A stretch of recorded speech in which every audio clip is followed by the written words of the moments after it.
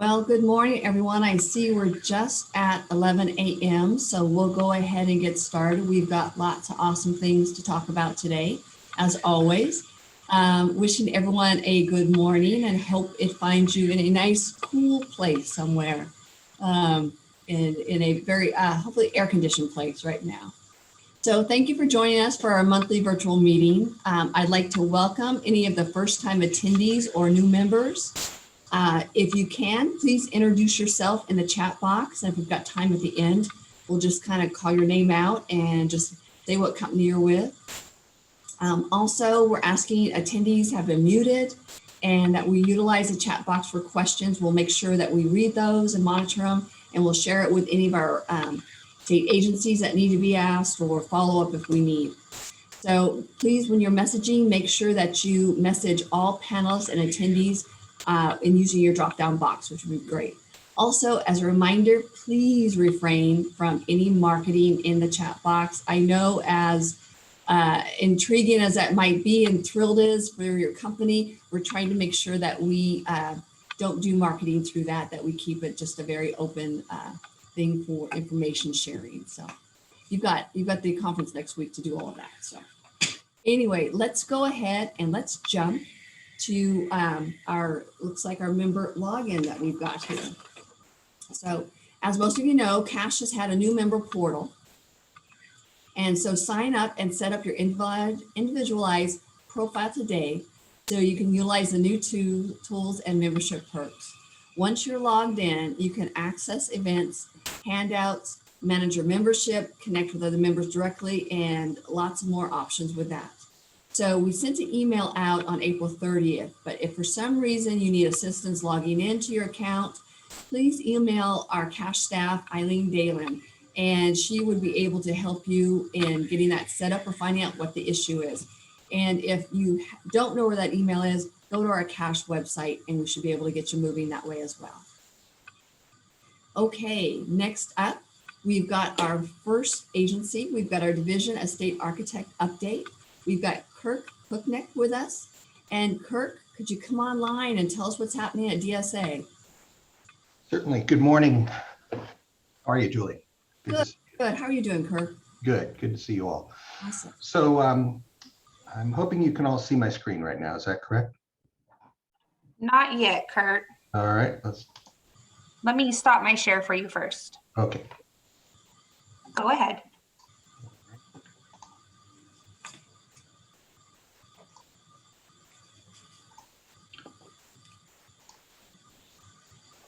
All right. Can you see that now? Yes, sir. All right. So let's get into it. So I'm sitting in on behalf of Ida. Normally she handles these, but she's enjoying a much well-deserved vacation on the Outer Banks right now. So hopefully the weather's participating for her as well.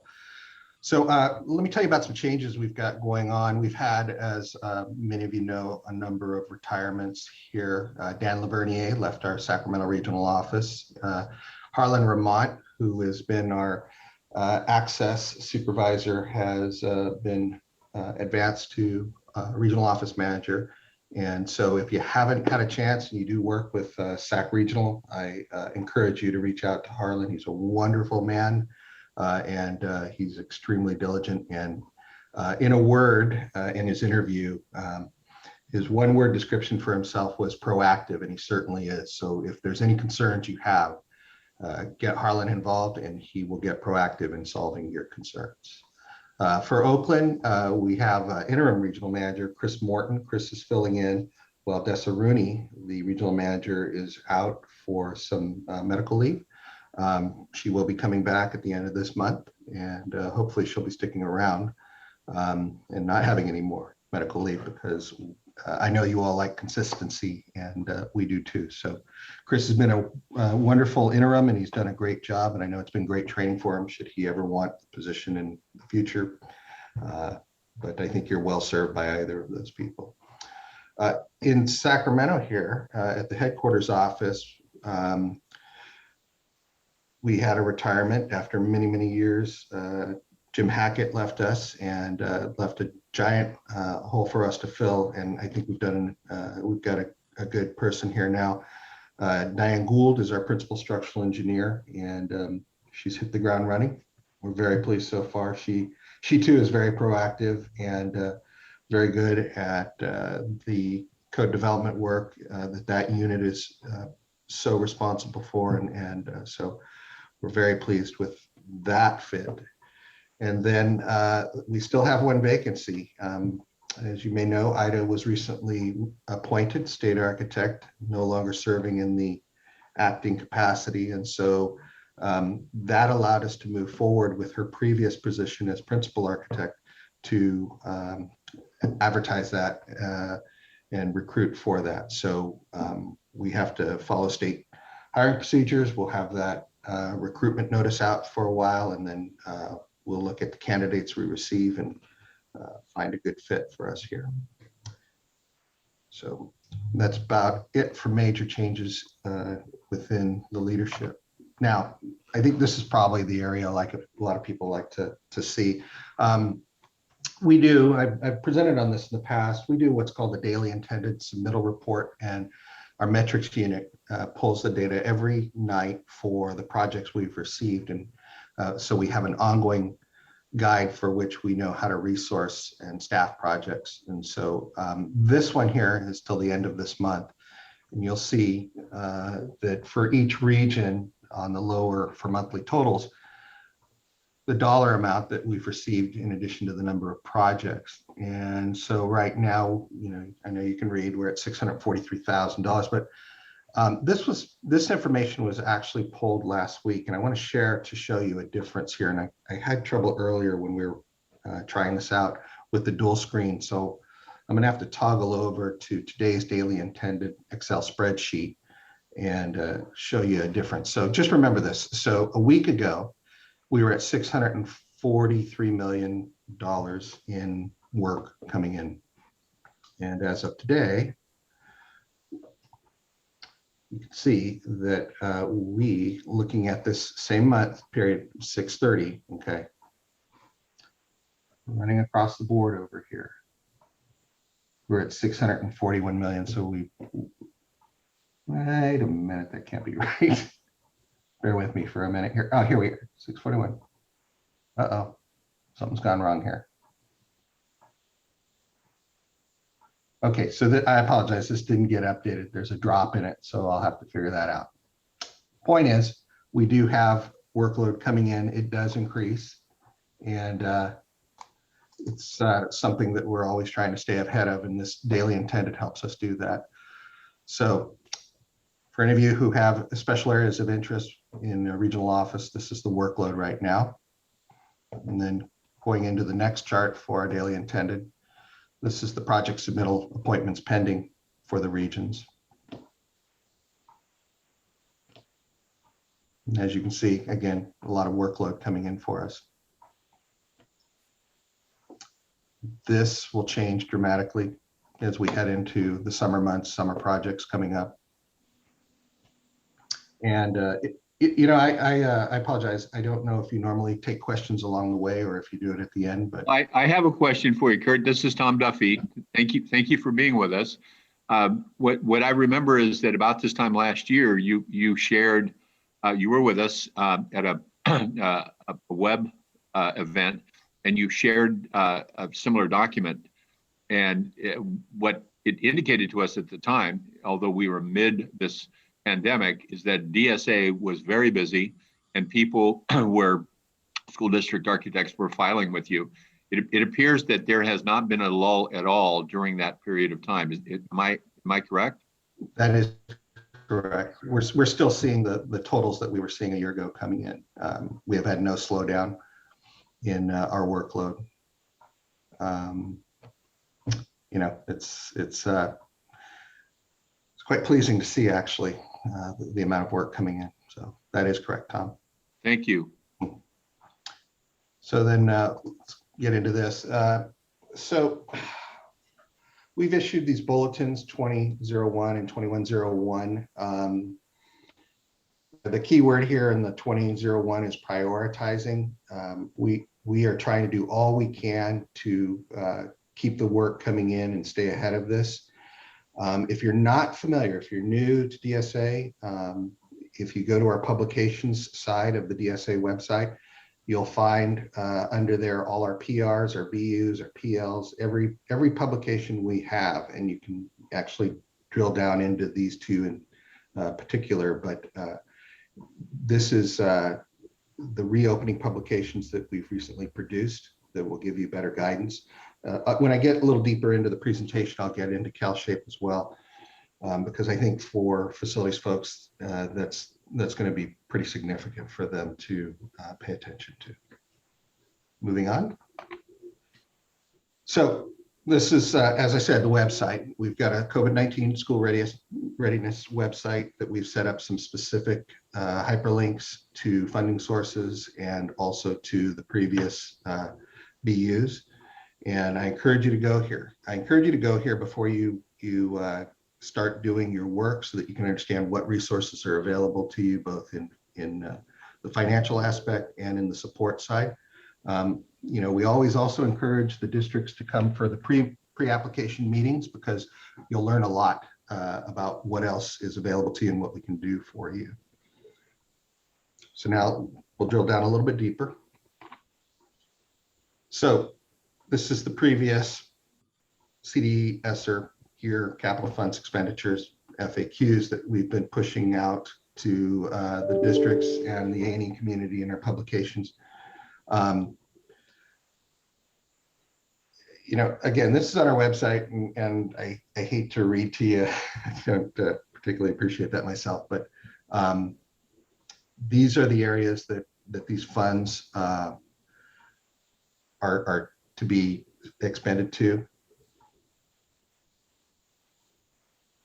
I'm going to move on. CalShape, AB 841. So again, more funding for your facilities in a post-COVID world.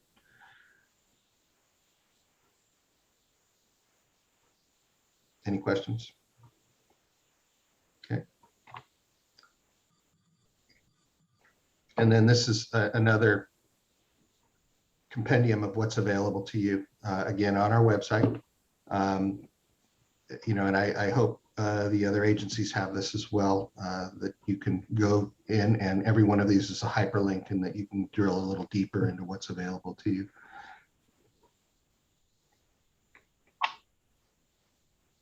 Okay.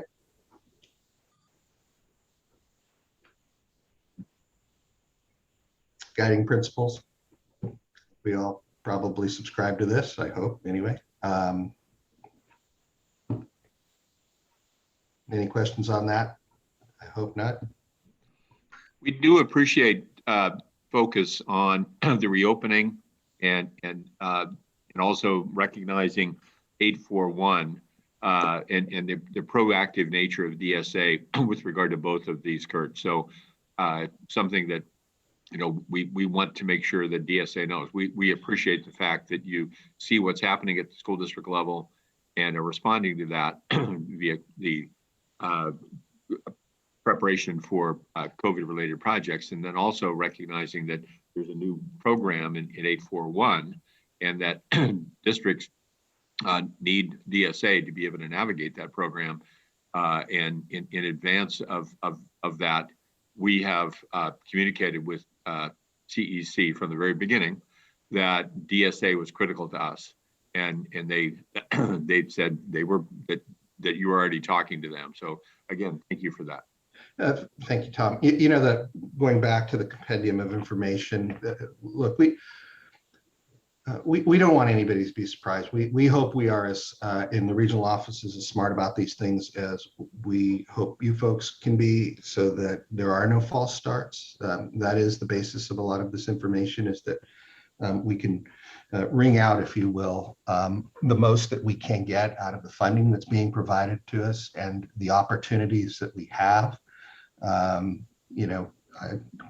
project going into design that doesn't take these things into account is unfortunate for everybody, but at the end of the day, it's unfortunate for the faculty and the students, and we don't want to see that. And so we do work hard to make sure that we've provided the most resources we can, and that we are ourselves as knowledgeable about those resources. And so I do, once again, I want to reiterate, I encourage you to look at the website, take advantage of this information, because there's, as you can see, there's a lot of information here, a lot of guidance and assistance, as it says, but there's also a lot of opportunity for missed opportunities. So as a district, explore this. As a design professional, explore it as well, because for districts, you have a responsibility to yourself, and for design professionals, you have a responsibility to your district. So moving on. Whoop, skipped too far. So this has been a bit of a controversial issue. As Tom could probably tell you all, we've had some conversations regarding the IRs for existing buildings, and we've IREB3 is up and it still stands, but we've actually pulled IREB4 because Tom came to us with some significant concerns. And in retrospect, the EB and its approach to cost estimating is a bit harsh on the districts. And so we're revisiting this. One of the things that I'm doing right now is I'm writing an RFP for a cost estimator. What we'd like to do here is bring in a cost estimator who can take a look at regionally for our 4 regions and then start dicing it down. What a project should cost. And this is a hydra. This is a real problem for us, because you can have, as you well know, we have 4 regional offices, but you can have projects that are abutted from one region to the next, say from Kern County to San Bernardino. And in a rural portion of San Bernardino, the cost for construction might be more because of surcharges because of the removal. And so in Kern County, because you might be in an area where there is more contractors available, you get a better bid climate. And so we're looking at every way we can to figure out how to dice this up so that it's not punitive on the districts. And, you know, the mandate for us is safety. And so we had a 2-hour discussion about this yesterday. If we start from a mandate of safety, how do we make sure that projects that are being improved, existing buildings that are being improved, are done so in a way that if it's a 50-year-old building that plans to be a 100-year-old building, that we are not impacting the cost unnecessarily through our interpretation of the regs. And that's the other thing we're up against, is that these are in regs and we've got the code cycle coming up on us. So we're squeezed in a lot of different ways. And in the letter that we received from Cash, you know, we're encouraged that you're there to help us find solutions to this, because I think it's really the only way we're going to get out of this alive is if we all put our heads together. Because if we do it in a vacuum, I am certain the districts will not be pleased with the percentages we come up with for rehabilitation costs. So Tom, we'll be looking to you and your staff to help us out of this one, because it's not one that can be solved by Cash alone, by DSA alone, by any of us alone. So a lot of work here and very little time, because if we want to get it in within the next code cycle, it's got to happen fast. So Thank you, Kurt. We appreciate your response to us and Ida's response to us. That was very much appreciated. We have our own internal problems, because doing an RFP for a cost estimator internally alone with DGS adds 4 months to the process. So we're going to have to work hard with them to figure out a way to expedite this and stay within the parameters of what state government allows. So everything has a little bit of factor to it that increases the complications here. So, but I think if we all work together, we can get this thing solved. It's not something that was created overnight, so it won't be solved overnight, but we'll work hard. Hey, Kirk, it's Julie. A couple questions have come in. The first question is, what is the status of IREB3, the Evaluation and Design Criteria Report? It's posted. It was issued the 4th, as the slide says. So that is a valid document. If they're talking about EB4, we posted that. We did receive a lot of feedback, and rethought it and pulled it down. So that's the status. Then the other question is, since IREB4 is pulled, do current modernizations submitted have to prove the 50% replacement cost per their own cost estimations? You know, so we're looking at that through different lenses, the 168 and then the EB4 process we had in place prior to this pulling it down. So what we're having the regional managers do is look at each project in and of itself and make that valuation themselves. So it's still a toss-up between the DSA 168 and EB4, case-by-case basis. And then one last question, is the AB 300 list, which comes from 1999-2000, is it still valid, and how is it used by DSA currently? It is still valid and it is still updated. I recently had staff look and see if there was a sunset provision in AB 300. There's not, because we were thinking about, you know, how to, you know, either use it for something or stop spending time updating it. But it is a current and valid list. And there's a lot of concern that it's a stigmatizing list because, you know, of the nature of the list itself and what it means, connotes, if you will. But yes, it is still valid and we still update it. Okay, all right, great, thank you. Mm-hmm. Okay, moving on. So I mentioned earlier, Diane Gould, our new principal structural engineer, major area of her portfolio is rulemaking, and we've got a lot of rulemaking coming up for the 2022 code cycle. The EB4 will be part of that as well. So these are some of the things that we'll be working on, the clarifications on in the regs. And again, there's a hyperlink there if you want to know more, but I'm not showing anybody anything here today that isn't already available in the domain of our website. So if this is an area of interest, contact us directly here at headquarters. And if you want that kind of service, or if you're just curious, go ahead and go to the website and you'll see, just go to the Access Compliance Code Development section at the end of it all. And what you can't find there, give us a call. We'll help you find it. But we've got Code Advisory Committee meetings starting up now, and we've already been participating in those with our access regs. It's a process. If you ever looked at the code development cycle, it is something else. I don't know how else to put it. But, all right. So next slide.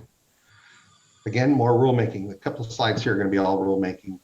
So this one here, the clarification and the CO2 monitors. I know that there was a lot of consternation over the CO2 monitors and the electrical vehicle charging stations. We're going to be working on clarification of those areas because we all know what bad regs do for all of us, and then they leave it open to interpretation, and then you end up at the end of the day paying for something that wasn't really intended or that you didn't need or couldn't use, and that doesn't put kids in classrooms. So that's of great concern to us.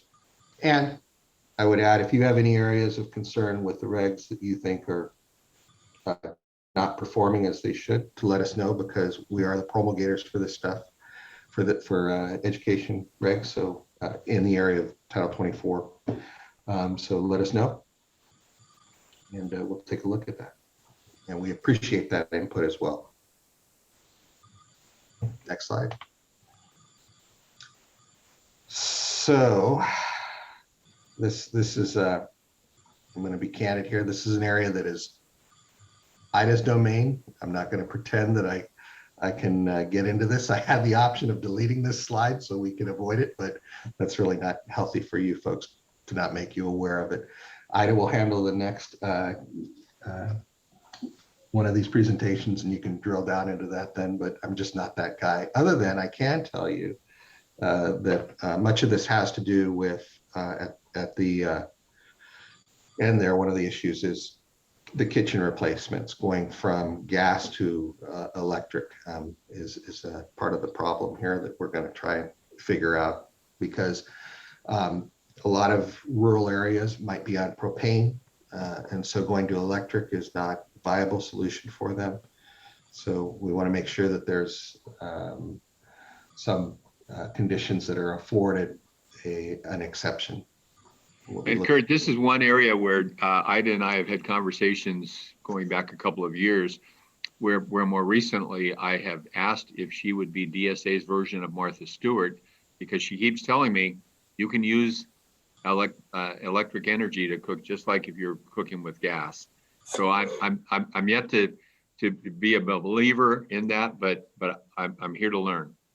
Well, Ida's my boss, but as a guy who likes buttered tortillas off of a gas grill, I don't know about that. But anyway, I'm not gonna delve into that one. But okay, maybe she'll come up with a cookbook for that, I hope. All right, next slide. More rulemaking. Mass timber. This has been an issue that has somewhat bedeviled us a bit. And again, this is more of a Diane Gould one, and I can have her speak to this if you want in the future. But yeah, it's one of those things we're looking at technical requirements and edits in the building code, so that you folks aren't whipsawed between statutes and what they hope to achieve, regs, what they don't achieve, and then you expending funds for something that you can't benefit from. So if you need us to drill down on that, please let us know. I know that some areas are more important to some folks than others. So I encourage you to reach out to us, to our codes and standards groups, if you have questions about things such as mass timber or PVs, anything at all that's in the code. Reach out to us and we can drill down into it. If there's areas that you need clarification on, have questions, concerns, we have an amazing staff in the codes and standards unit that can help you navigate. All right. So NIBS, the New Buildings Institute, we've done the K through 12, getting to zero core cohort, and we are looking at doing something with the CCs next on that, getting to zero. We're always on the lookout for how we can make folks a little wiser about sustainability. One of the things we're looking at also is accountability with our PIs for installation, acceptance, testing, compliance. I think it's an area just like Cal Green, where a lot of folks think that it's just another hurdle for them, but the fact of the matter is that these things are important. They do matter. You've spent the money on the building to put these things into it. You've done your pro formas, and you've got performance metrics that you're hoping to achieve. And so if the installation and acceptance testings are not done correctly, then it may all be for naught. So we're going to ramp up the education outreach in that area. We've updated CalCHIPS criteria. That's on the website as well. And then I think not just Frontier and PG&E, but I believe there are other IOU, investor-owned utilities, who are also doing cooking webinars. Induction, of course, electric to gas. That's what we're talking about here. So there's the date for that. Write it down if you want to see Ida perform as Martha Stewart, as Tom said earlier. Next slide. We've got the college community cohort I mentioned earlier. Now that we've done the K through 12 cohort, we're really pushing hard for net zero school buildings. We've done a pretty good job outlining that on our website. I know that it's not achievable for everybody, but I think before people say no, they should take a look at the website, see what we have come up with, and the possibilities of getting to net zero are, I think, more achievable than people. And that website will help you if you're so interested. Additional training for key stakeholders, where we've got got a lot of room, I believe, here to do more, and we're always looking for opportunity to make folks a little wiser who work with DSA. There's several areas that we'd like to see improve, and there's several areas that we'd like to do outreach so that we can make you more aware of what we have to offer. So look forward to that. Specifically, I've talked about it once before, and that is that California has 21,000 licensed architects in it, and there's such a small amount comparatively that are doing K through 12 work. And part of the reason is that it seems to be hard to break into. There's a mystique that working with DSA is difficult. And there's no mystery about us at all. If you go to our website, everything you need to know about DSA is on there. There's no secret handshake. And so we'd like to see more architects and engineers working with districts, because we think that there's enough work to go around. And so it's been set back a couple of times because of staffing workload, because of the pandemic, but we're looking at creating a publication. And I think it'd go a long way for the districts, Architect and Engineer's Guide to Working with DSA. Along with that, though, I think there needs to be a school district's guide to working with DSA, so that they understand we're not a mystery, that architects and structural engineers, I should say, they all have one license. They're all qualified to do the same thing. So what makes doing schoolwork so different than, say, a hospital or a commercial building? There's nuances, of course, but by and large, it is a structure with some specific requirements that DSA has, and then some client needs that you have. And I think there's no real mystery there. And so we'd like to create more opportunity to have architects and engineers and districts understand that you can increase the number of design professionals that you have to go to do your work. We think it'll speed up the work as well. And quite frankly, create some competition, and quite frankly, create some improvement in plan sets that we see submitted in the quality of the work. I'm sure some architects and engineers might have something to take up with me later, and I encourage that.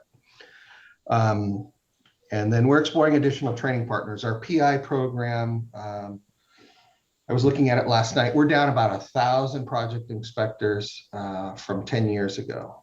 We're at about 1,400. That's not a healthy number for statewide. And we're looking at everything from working with the community colleges to increase the number of people who were interested in moving into PI work. Maybe they're in the trades right now, and we're also considering reaching out to Mike Rowe from Dirty Jobs, because of the Mike Rowe Scholarship Foundation, which encourages people to move into the vocations. Not everybody's meant for college, and I think that project inspectors it's a very noble field. It's well paid, and you can make a good career and a good retirement in it. So those are some of the areas we're looking at expanding. So then next slide, we'll pretty much take Q&A right now, if anybody has any.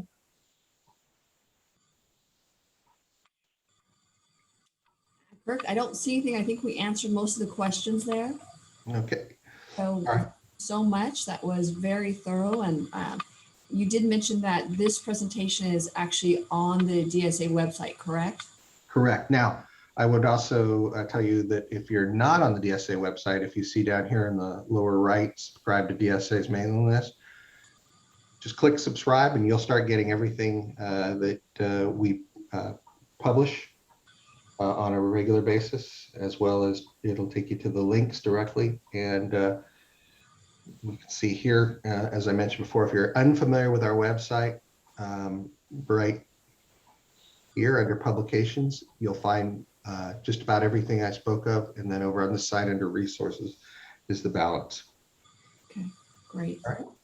All right, well, thank you so much, Kirk. We appreciate that. Certainly. Thank you for the opportunity. Appreciate it myself. All right, great. Hopefully, all right, Kirk, we'll see you. Next up, we've got our state agency updates. We've got our California Department of Education update with John Gordon. Hey, John, how are you doing? Pretty good. Pretty good. Getting ready for Palm Springs, as you can see. John, is that your latest hike this last week? Picture behind you. Actually, it's going to be my hike maybe on a Monday, Tuesday, or Wednesday. This is in your backyard. I see the palm trees there. No, I'm not. Not well. I stole it off of Google, so there you have it. But it's pretty. Hopefully, be able to get back on the trail soon. I think for the Department of Education, we don't really have much to update outside of we're getting ready for the CASH conference. We will have a couple of presentations. I know my colleague Rob Corley will be doing one on Tuesday from 11 to 12:15. And then the Department of Education will have their update actually at the same time on the same date on Tuesday from 11 to 12:15. I understand it's in the Mojave room.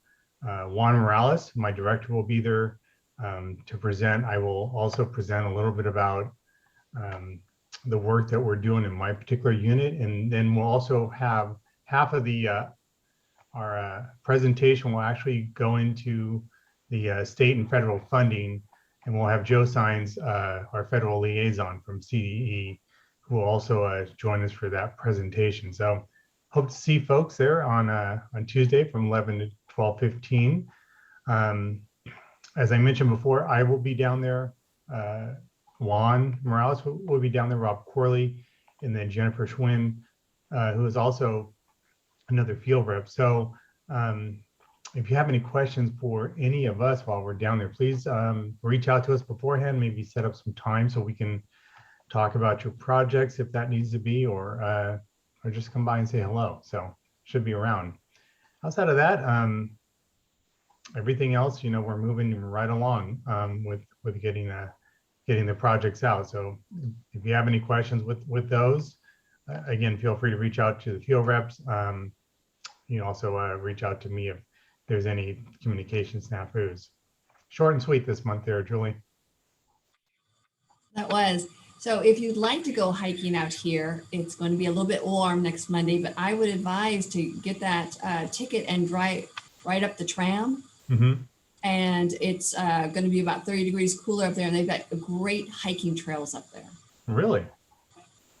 Yep. Awesome. So if you'd like to take that little bit of time to run up and do that, the tram runs morning till at least 8 or 9 at night coming down. So it's awesome up there. It takes you out of the desert and you're all of a sudden up in the mountains, and it's just beautiful and cool. Wonderful. Julie, I can't let John go without asking a question. How are you, John? Good? I'm great. It's always a pleasure to have you join us. So my question is, with all of this discussion of this new grade, this new K grade, whatever we call it, EK, whatever we want to call it, are you being flooded with questions from school districts and others about, what this all means? Not at this particular time. I think a lot of the flooding is coming into how are we reopening schools, and I think a lot of school districts and schools are trying to ramp back up with summer school. TK is not anything that's necessarily new. It's kind of been creeping along, and it sounds like in the budget proposal there's going to be more funding thrown at it, which may formalize whether it's a grade and then where it's going to be housed or situated, whether it's you would normally see a TK at a child care center providing instruction there, or whether it's on a school site. Much is to remain seen. I am looking forward to seeing what the discussions look like. I know we've talked a little bit about this before, just a little bit of concern about just real estate for school sites. when we're talking about full day kindergarten, and then we're also talking about TK and could there be situations where a lot of school districts may have to buy additional properties, maybe rethink maybe their early grades because they're out of space. I don't know. But the short answer, I give you a long answer, but the short answer is haven't really gotten a lot of inquiries yet. Well, I appreciate the time that you spent with Rebecca Curley and I on this question, and we certainly believe that there will be a number of people interested in what this really means to school districts, and they'll be probably asking you and Juan and others, Rob, probably questions about this. So thank you. Anyway, it's always a pleasure to have you join us. Thank you. Likewise. And what I can also share is, when the TK program kind of came into play in this, I forget how many years ago, but the Department of Education did put some FAQs up, which you can find. And as it relates to school construction, the standards that we're using would be the same as a kindergarten classroom. Even though it's not necessarily in Title V, if you look at the FAQs, we're going with that, the same standard with, really good reasons, pretty logical why we would do that. So. And that's the answer that we think you need to provide. So thank you for that. And I know you shared that with Rebecca and I before. Yeah, and I know in some cases we've seen, I've seen projects where a district would submit TKK classroom complexes, and there is a discussion with what's the intent and if there's, I guess, kindergarten eligibility. It could be a TKK, and we would acknowledge it as a K because it has that, but the district could use it as a TK. I've seen some of those in the past couple of years kind of come in sporadically, and I would think that would become more the norm once a budget is signed and have a clear idea about what this really is going to look like. Interesting, John, because it does have connotations, because right now I think the ratio is 10 students to 1 adult. And that in itself, space-wise, classrooms, play area is going to impact most of our campuses. And that's a really relevant point. As you know, with the kindergarten, we have site sizes that encompass, I think, as one classroom is like 0.3 acres is what CDE would recommend for 2 classrooms. I believe it's 0.5.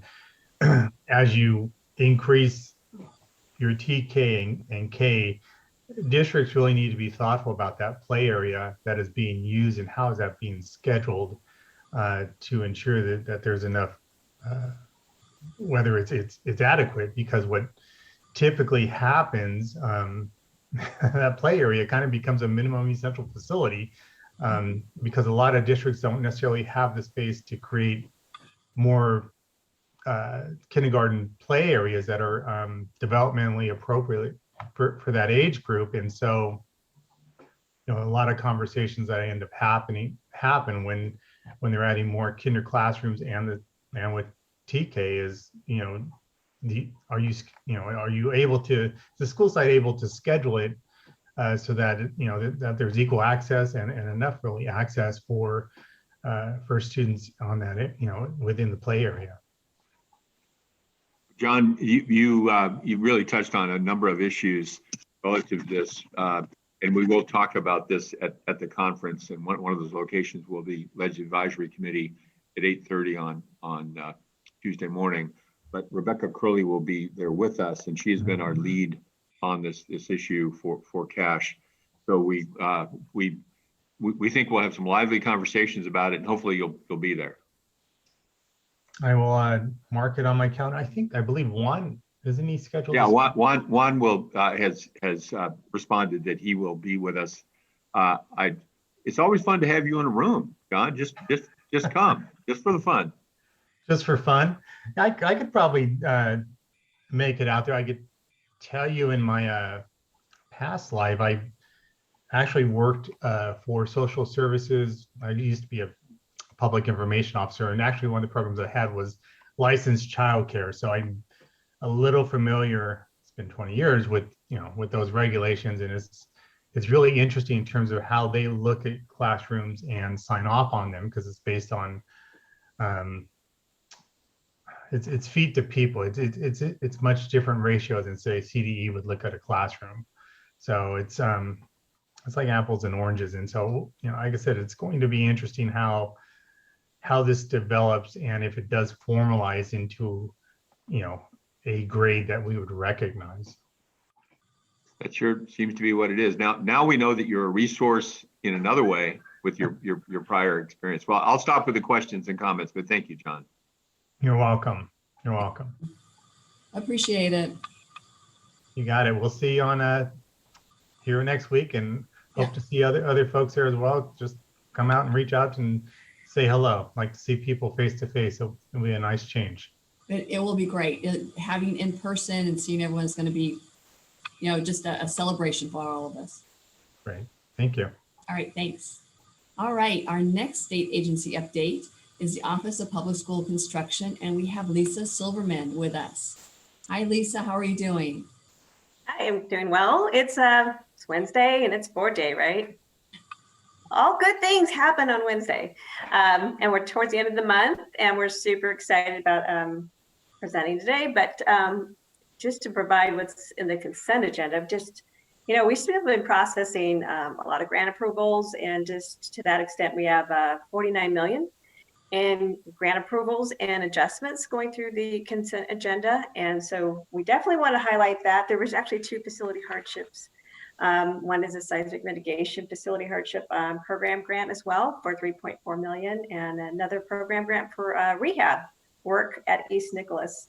The one significant thing we did wanted to highlight was specifically, I know we had an update in the executive officer statement, just to highlight, we've actually released $204 million so far, and we received over 237 million in fund release requests. And I guess this goes back to the March apportionment. So again, lots of money flowing, which is good news, but we just remind districts that July 27th is the deadline to submit your fund release request. So we'll be sending out reminders and calling districts up. So we want to avoid having any issues in the future. And we actually have some announcements to make as far as our virtual training. I believe we're going to be sending out an announcement today related to the financial hardship virtual training, and that will be hosted August 3rd from 10 a.m. to 11:30. And it's really important for those districts that, determine how the eligibility works and whether or not you can, or you'd be eligible for additional state assistance. So if you're not familiar with this is a great opportunity to get this, again, program background on whether or not you qualify for financial hardship. And then we'll go through the documents that are required to make these determinations, and also the documents required to review your funds. So it's a good segment to go to. And if you miss out on that segment because you're actually having a vacation or going on vacation, realize that we will have that virtual training on our website. And we're actually changing up our web page as well. So we're going to have that on the front page. Is all our announcements related to our upcoming virtual training, and also our resources related to all the past virtual training. So again, this is another opportunity to share. And then September 9th, I know it seems like a distance away, but we also will be hosting a site development worksheet web shop, as well as a hardship cost estimate web shop as well. And this is feedback we received. And one of our earlier versions, it came in and some folks wanted to get some more background of how to navigate through this system and process and the purpose, and how do we fast track through this whole program review and the cost estimates to evaluate your program grant. So again, important information to share on September 9th. We'll be sending out announcements forthcoming in the upcoming weeks.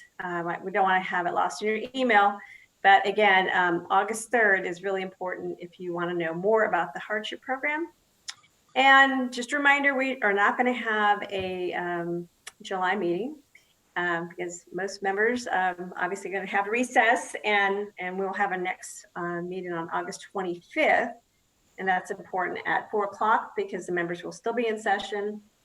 The other thing I wanted to highlight is I want to plug in that Barbara and myself and our folks will be down at the CASH conference as well. And I won't call it baking, but I think it's going to be a nice opportunity to, to commingle with all of our colleagues there down in Palm Springs.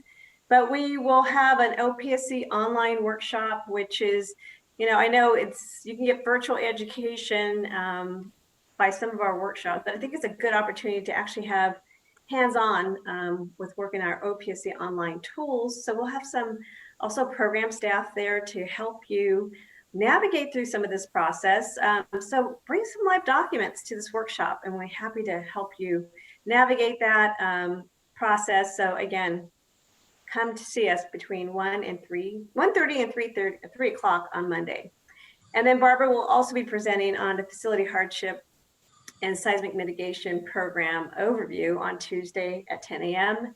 And I'll be at the conference as well. I'll be at the School Manufacturing Association meeting and the Advisory Committee meeting and at the Facilities Leadership Academy graduation ceremony. So I'm looking forward to seeing you all again and participate in this well-worth venue. So that's all I have today.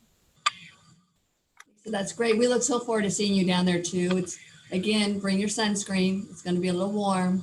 So, but again, we've talked about this, that sometimes when we're in Sacramento, it's pouring rain and we stay inside and do things inside. It may be a little hot in the afternoons, and we'll just stay in the air conditioning and do things in the air conditioning. In my prior life, I used to travel quite a bit and to various places like Phoenix and Houston and throughout the year. And guess what? Weather's weather. And so just enjoy what your surroundings are about and enjoy collaborating again in person. So super excited. And also just want to share with you, we're working on obviously a in-person meeting. So I know we've had spattered of questions in the past of when we're going to have a meeting in person. We're working on that. And it may be a hybrid type of situation, just like the ledge committees are working on right now. So again, more to come. And we're hoping to have some announcements about having a meeting in person. And so looking forward to have some additional announcements in that area. And Lisa, it's Tom. Are you talking about OPSC, you and OPSC staff meeting with districts and others in person? Are you also talking about the allocation board resuming in-person meetings? Are you talking about both of them? All the above. All of the above. We're working on the state allocation board meeting. I know that's a goal to start having that in person. And so we're trying to, obviously, I think we may be competing with the ledge committees in August. So that may be a challenge, but we're still working on that and other locations as well. And then in-person meeting, we're happy to meet with districts. And I know DSA had shared that they'll be meeting with districts as well. If the district is asking to have a meeting with us, we'd be happy to meet with you all in person as well at our office.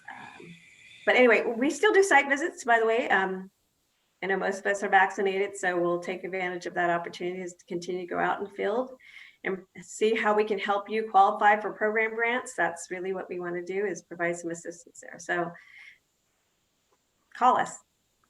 Okay, well, and so you're thinking that sometime after August, that the face-to-face meetings could resume. Is that time frame? I think we're shooting for August, but I think it may be a challenge getting in a meeting room in the Capitol. Yeah. So I can't promise the Capitol, but we're shooting for a meeting room, and it may be somewhere close to the Capitol, because I know our ledge members are going to be busy in committees, and walking back and forth to other meetings is going to be, we need to keep that distance very short.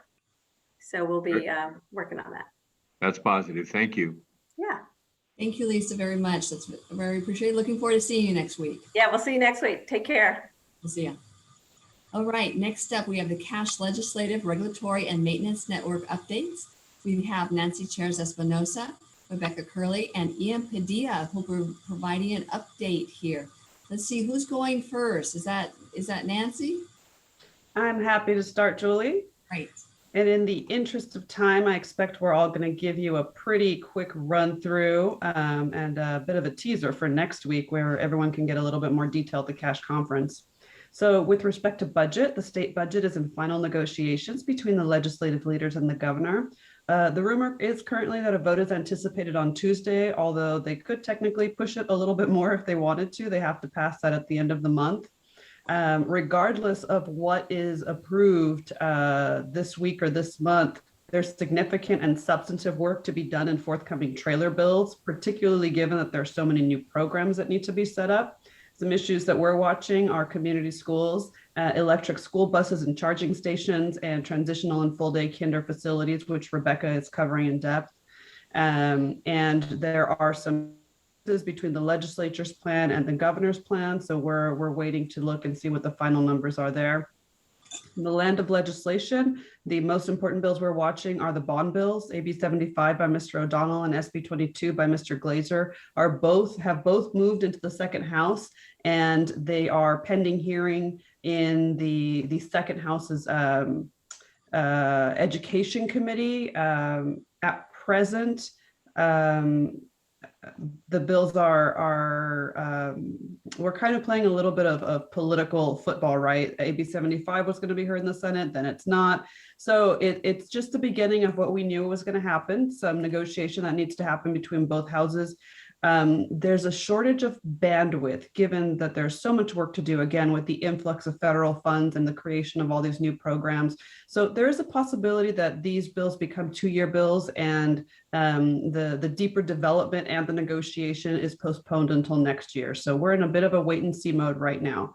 And with that, I will hand it to my colleague, Rebecca. Thank you, Nancy. Good morning, everyone. I'll be brief as well. Join us at the conference next week to talk a little bit more about universal transitional kindergarten. The legislature appears poised to approve that new grade level that was proposed by the governor. So we know there will be a lot of facilities implications there. One of the things that we're looking at is how that new grade level might affect school facility program funding opportunities and eligibility. So there's some technical work there to look at related to chargeability of classrooms, SFP funding, the loading standard, and more. So we'll be looking at those things in more detail. We will talk as well at the conference about some of the funding opportunities and needs for universal transitional kindergarten. On funding for facilities in the budget, as Nancy mentioned, nothing is final yet. There are certainly some opportunities that we're hoping will come to fruition in the budget. The governor did propose $1.5 billion for the school facility program bond sales in the next fiscal year, so that's exciting. The legislature has actually proposed a $1 billion facilities investment of current money. So one half of that, 500 million, would be for the full day kindergarten facilities grant program, which would also be expanded to cover TK facilities. And then another 500 million for general facilities purposes to be determined at a later date with more information in statute. So we don't know if all 1 billion will end up in the final agreement with the governor, or if that amount will be negotiated, or if those pots will change, if they'll be used for different purposes. We're not sure, but we're excited to see that that was the legislature's proposal for additional resources for school facilities. So I'll stop there and welcome Ian up in the interest of time. And I'm really looking forward to seeing you all next week in beautiful sunny Palm Springs. Thanks. All right. Thank you, Rebecca. Thank you, Rebecca. I appreciate that. Can everyone see me? Yep. All right. I will also be brief, and continuing the trend, I will also focus on some of our activities at the annual conference. But I did want to update folks on the status of the CEC's implementation on 841, now called the CalShape program. which includes both the air and the plumbing components of this program. A couple of weeks ago, actually it was only a week ago, the CEC approved the plumbing piece, but there is still, there's a little bit of a delay on the air quality piece. There was some concerns by some of the stakeholders about the project cap amount and if it's enough to really do projects. So stakeholders are working on that. And also wanted to remind folks that the School Energy Coalition is meeting on Wednesday next week, 11:30 to 12. So if you want to hear more about this, as well as other important energy issues, you heard some of them from our agency partners today, please come to that.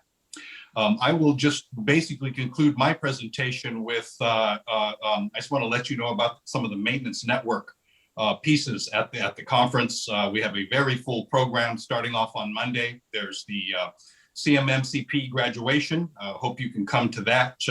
These new leaders really did a great job under these difficult times, and we want to celebrate them. So 2 o'clock on Monday.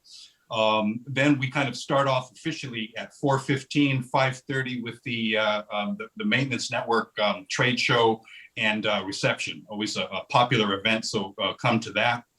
Then on Tuesday, we have a wide variety of not only M&O focus, but certainly those types of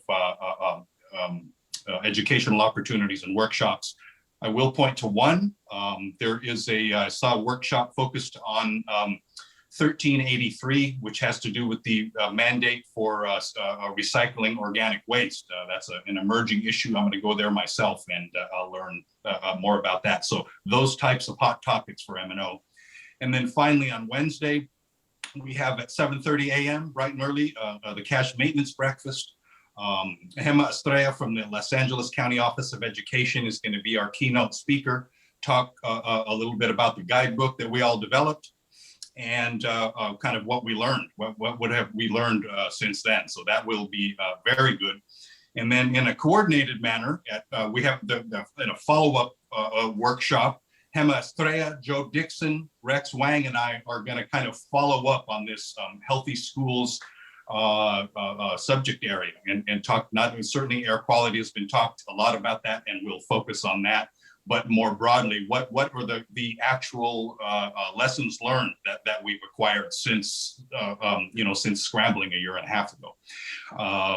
And then finally, right after that, I have a small 45-minute mini workshop, 10:30, dedicated to indoor air quality. And I'm just going to open it up and hopefully continue this conversation, but also give folks the most recent updates on the state funding and federal pieces of it.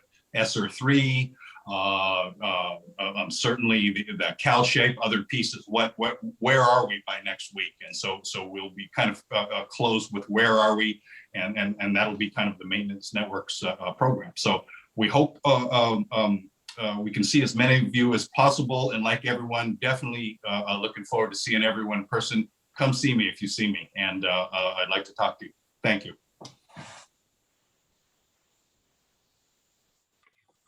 Great, Ian. Thank you so much. All right.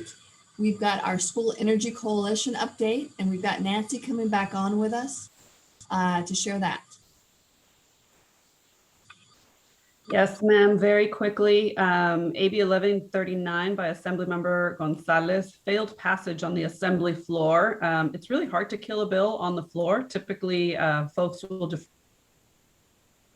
decide it, but a broad coalition of folks got together and killed that bill. This is the bill that would have made it more difficult for solar projects to pencil out for schools briefly. But the debate now moves to the PUC, where the School Energy Commission will continue to engage and face many of the same issues. And again, just in the interest of time, we'll talk a little bit more about this in various workshops next week. And I think Ian has an item on SEC as well. I do. So yeah, I think I went a little bit out of order. Basically, the yeah, I just wanted to remind folks about the conference that we're meeting there, and that we're continuing to work on the CEC guidelines. I keep saying it, but they should be approved pretty soon. Again, the air quality piece, which is the big piece, is what has not been approved yet. Some of the stakeholders are working on pieces of that to improve it, and then but the plumbing and water quality piece is ready to go. So again, we'll probably have every day we learn something more, and by next week at this time we'll know probably even more. Hopefully, it could even be approved. So watch this space.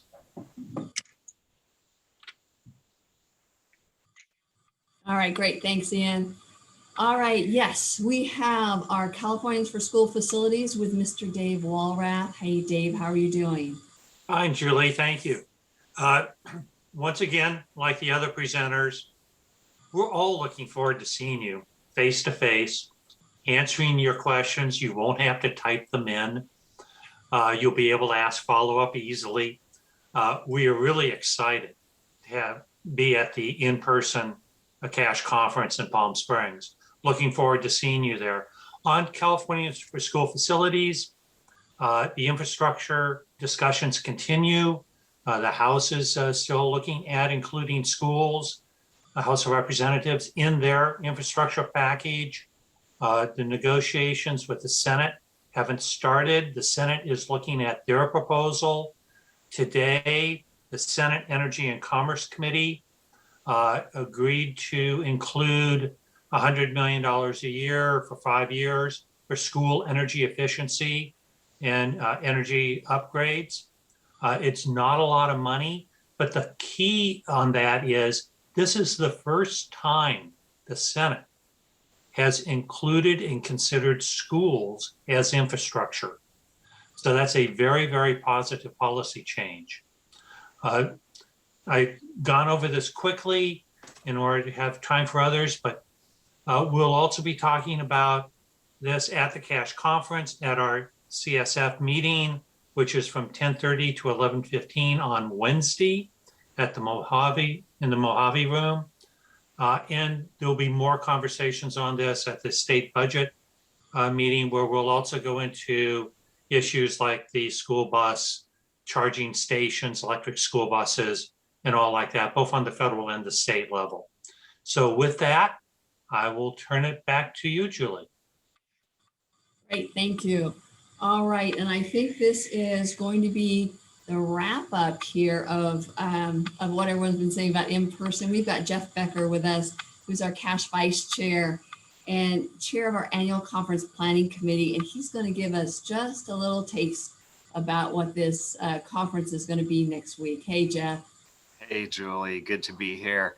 Well, I think our state agencies and staff have done such a great job of sharing what we have in store at the annual conference. We're 5 days away from that. So we're finally just about there in Palm Springs to go and visit Julie in her backyard. Just a reminder to folks on the call today, if you haven't had a chance to register yet, don't worry, you can register on site on Monday. So don't let that deter you from being there if your circumstances allow you to get down to Palm Springs. A lot of folks have talked about the sessions that they have at the conference. So, instead of you trying to juggle all that during the call today, you should have received a welcome email with conference details and instructions on how to download the mobile app. And using that app, you can check out the workshop schedules ahead of time, make your own schedule, and really make that a valuable tool so that you can get the most out of the conference. And with that, we can't wait to see folks in person and visit. Certainly that personal touch and conversation is something that we've been longing for over the past year and a half. So I too am looking forward to seeing folks, and please, pull me aside and say hello down there. Just looking forward to talking to everyone. Julie keeps reminding us about some heat protocols. And so I'll remind us of the slip, slop, slap slogan, which if you were around in the 80s, you remember it was slip on a long sleeve shirt, slop on some sunscreen, and slap on a hat. So we'll practice that down in Palm Springs together. Really looking forward to it. All right, thank you. And I'll turn it back to you, Julie. So Jeff, no, I was not aware of the slip, slop, slap. It's good advice. Oh, it sounds like good advice. Water, water, water, hydrate, hydrate, hydrate. So, all right, great. Thanks. Looking forward to seeing everyone. And next up, we are fortunate to have Mike Satley from Hemet Unified School District. He's going to share with us his COVID-19 reopening experience update with what was happening at Hemet. Hey, Mike, how's it going? Hi, doing great. Thanks so much. So I know time is kind of short, as Julie mentioned. Hemet Unified School District Director Facilities here. We are a school district. We take over about 600 square miles, 21,000 students, and we're about 70 or so miles north of San Diego in Riverside County. So we were fortunate enough to have the opportunity to do some kind of hybrid learning last year. So we've kind of done a dry run, if you will, with getting school started with all the COVID protocols in place. We started with our special education students back last winterish, took a little break for a little while, and also brought back the gen ed students in the spring. So we had the opportunity to put all the measures in place. It's interesting right now. I think one of the challenges is getting timely and concrete information from CDPH or the California Department of Public Health or OSHA, making sure that we have everything that we need in place right now. I think for the most part, it's status quo. I think as of last Friday, CDPH said the guidance may change as far as the masks go, but right now they're still in place.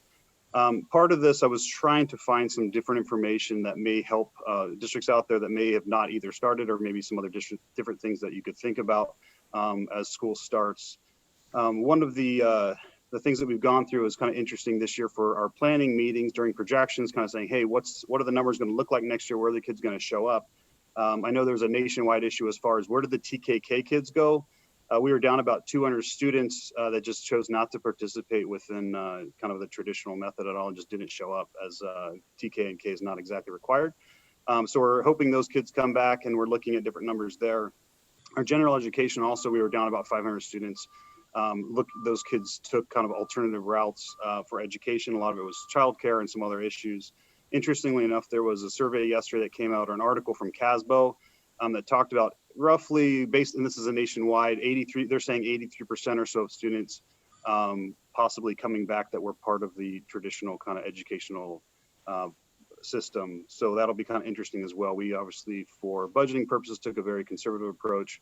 Facilities, we went the other route and made sure we have enough. So there's no precedent set for what do you do with COVID, post-COVID numbers. So that'll be interesting. If anyone has any magic ideas on that, please reach out and let us know. And just some other ideas that we had, that we put in place. Again, they're already in place right now. Are, as far as Hemet Unified, we take the stance that we're going to do the minimum possible as required by the state as we open back up the schools and start this fall. So all the nice part for us is all these items have been put in place already. They're there waiting. Worst case for us, then we would kind of scale back a little bit contingent upon what the state agencies are having us do. So with that, we have kind of a quick list that we put together. Obviously, we have masks at the school sites. Again, guidance may change on that per CDPH, and that hopefully will come out sooner than later. But based on this past year, 2020, the whole key is to be flexible and be ready for any change at the last minute, and just be ready for it, because June 15th came and went. It affected everyone for the better except for K-12, and so we're still kind of waiting for what that looks like for us. Tom, I have a great idea for the next workshop for cash. It's what I do with 22,000 desk shields. We have, if you would have asked me what a desk shield was 2 years ago, I would have said, yeah, it's those, Carol things so students don't cheat on tests. And here we are with pallets and pallets of these things.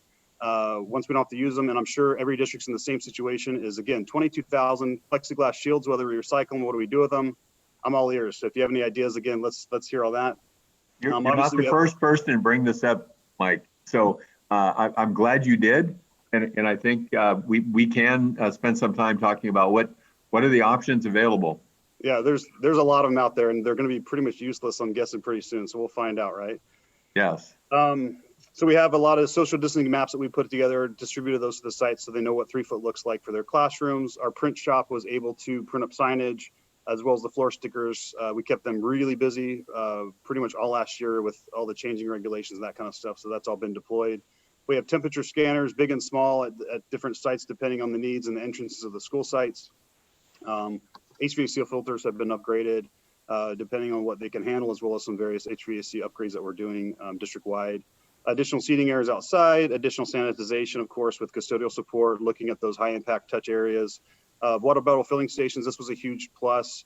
Our PTAs were looking for them anyway, and so we had a great opportunity to use some extra money to kind of deal with touchless water bottle filling stations due to the fact that, of course, drinking fountains aren't available.